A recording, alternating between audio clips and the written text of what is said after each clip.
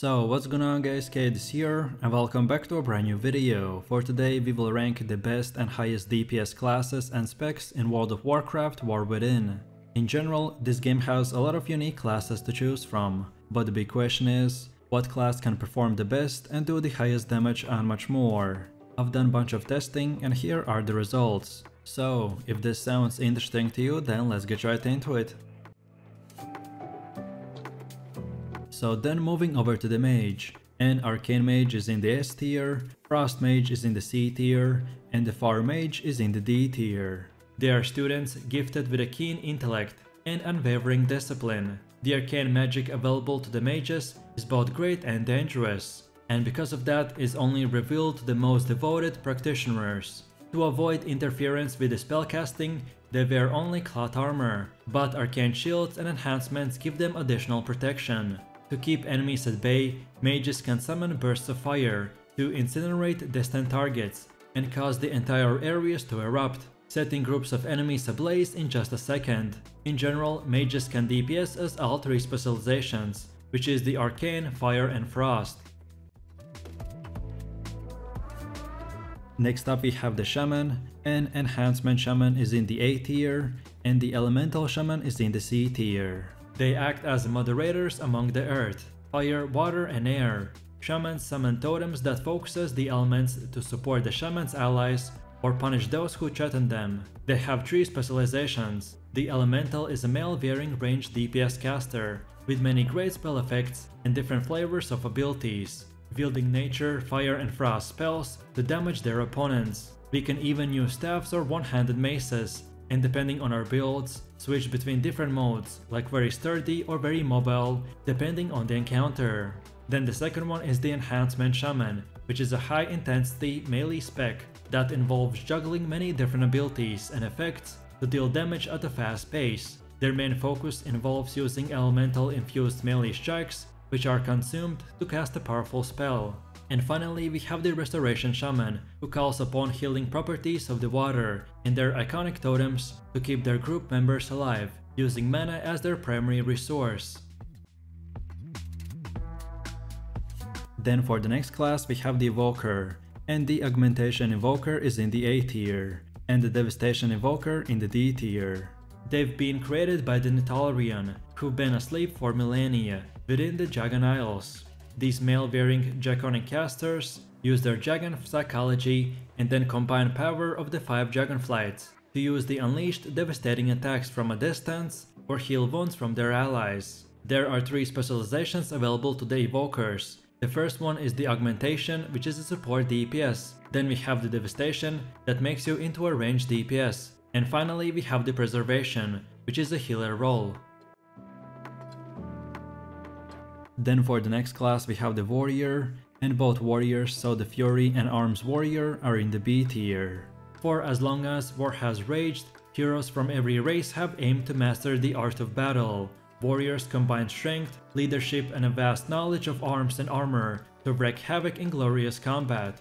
They have some protection front lines with shields, locking down enemies while allies support the warrior from behind with a spell and a bow. Others forego the shield and unleash their rage at the closest threat with a variety of deadly weapons. You aren't going to go far wrong picking any warrior spec. Warriors are one of those iconic classes in World of Warcraft, and any race can become a warrior, with the ability to put on a shield and tank a dungeon as the protection. Overall, a warrior who wants to level through dungeons will always be welcomed, and that's about it. Next we have the Dead Knight, and Frost Dead Knight is in the B tier, while the Unholy Dead Knight is in the C tier.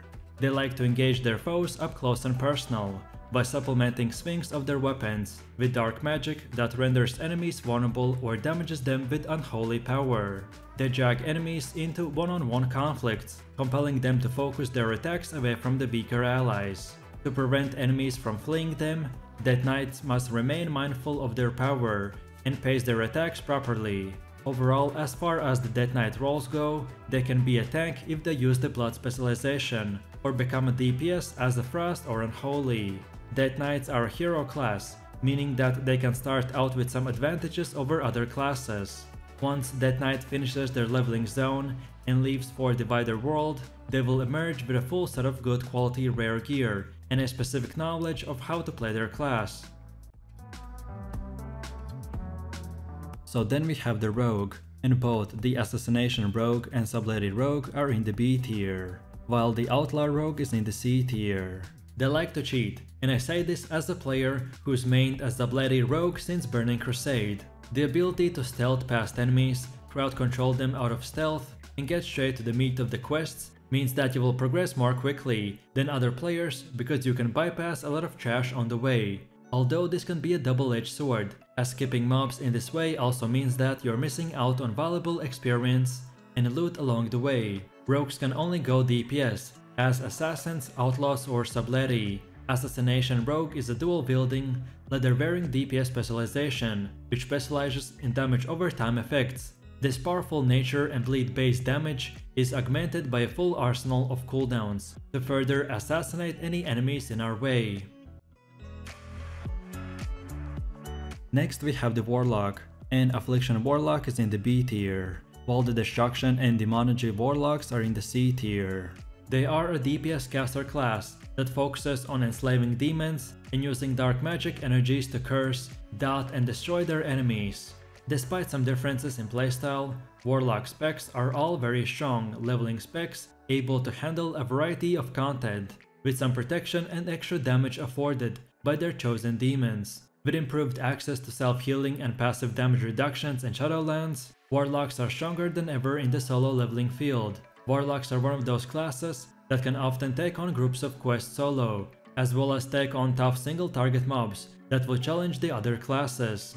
Warlocks can DPS as all three specializations, which are the Affliction, Demonology and Destruction.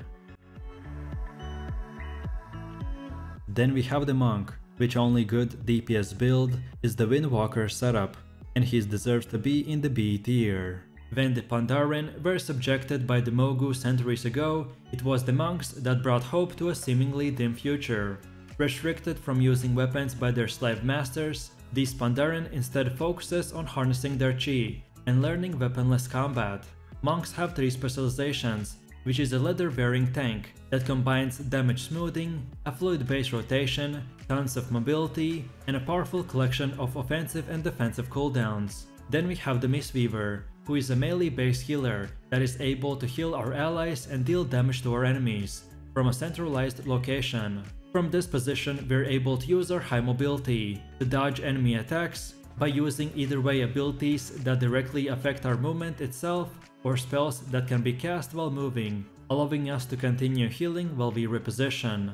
And finally, the Windwalker, who is a dual-wielding or two-handed using leather-wearing damage specialization with a mix of damage reduction, self-healing, high mobility, and enemy control.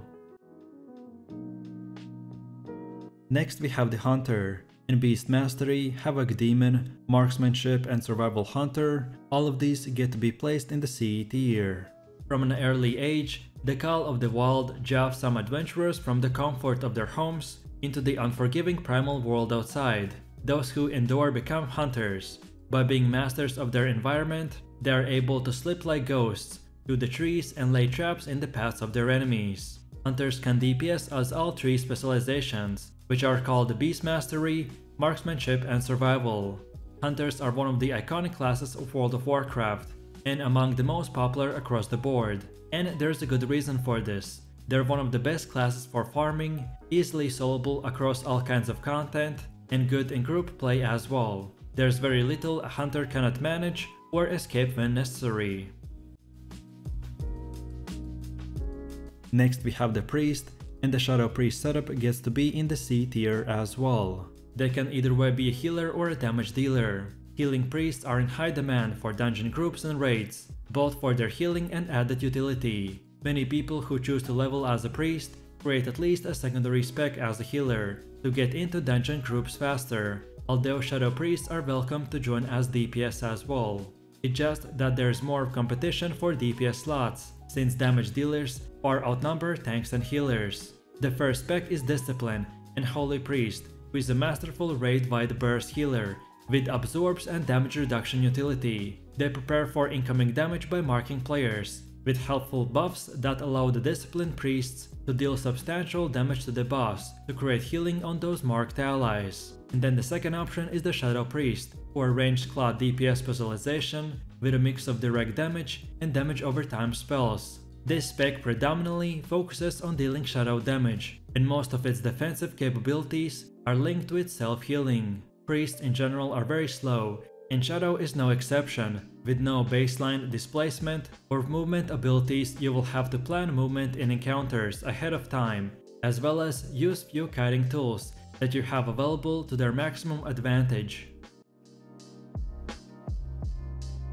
Then next up we have the Demon Hunter. By foregoing heavy armor, Demon Hunters capitalize on speed, closing the distance quickly to strike enemies with one-on-one hand weapons. However, the Lidari must also use their agility defensively to ensure that battles end in their favor.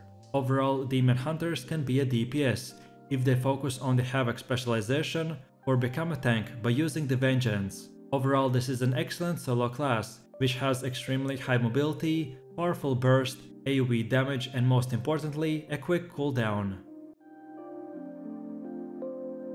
Next up we have the Paladin, which has the Retribution Paladin setup and will be placed in the C tier as well. Paladins are very versatile since they are one of the classes that can fill all three major roles. They are incredibly sturdy, able to take on large groups without much worry about their own survivability. They aren't the fastest levelers, but they can take on solo content and be welcome in group play as well. They have three specializations. The first one is Holy Paladin, which is a one-handed weapon, shield and a plate-wearing healer with a wide range of damage reduction and defensives. They specialize in healing specific targets. Then the second one is Protection Paladin, which will give you access to Will the Light to support your allies and smite your foes. Protection Paladin is a spec that is good for players that enjoy a classic tank combined with the ability to self-heal considerable damage and support your allies. And finally we have the Retribution Paladin, who are the Holy Crusaders, who use two-handed weapons that turn the power of the light into powerful damaging abilities, and bring justice and vengeance to their enemies. This is the DPS role for the Paladin, and is a melee spec, although it has few abilities that can be cast from range as well. And finally we have the Druid, which has Feral and Balanced Druid, and both of them are in the C tier. Druids harness their vast powers of nature to preserve the balance and protect life. With experience, Druids can unleash nature's raw energy against their enemies, raining a celestial fury on them from a great distance, by binding them with enhanced vines or ensnaring them with unrelenting cyclones. In general, there are 4 specializations available to the Druids. The first one is called Balance, which makes you a ranged DPS. Then we have the Feral, where you can become a melee DPS. Then we have the Guardian, which builds you as a strong tank. And finally we have the Restoration, which, as you guessed, is a healer role. So with that said, I really do appreciate everyone for watching, guys, and I hope you enjoyed it. If you have any questions or feedback, then feel free to leave your comments in the comment section down below. And while you're doing that, please click like, subscribe and enable that notification bell, so this way you could support the channel and not miss any more amazing content. With that said, you have an amazing day and I will see you in my next video, so take it easy, peace.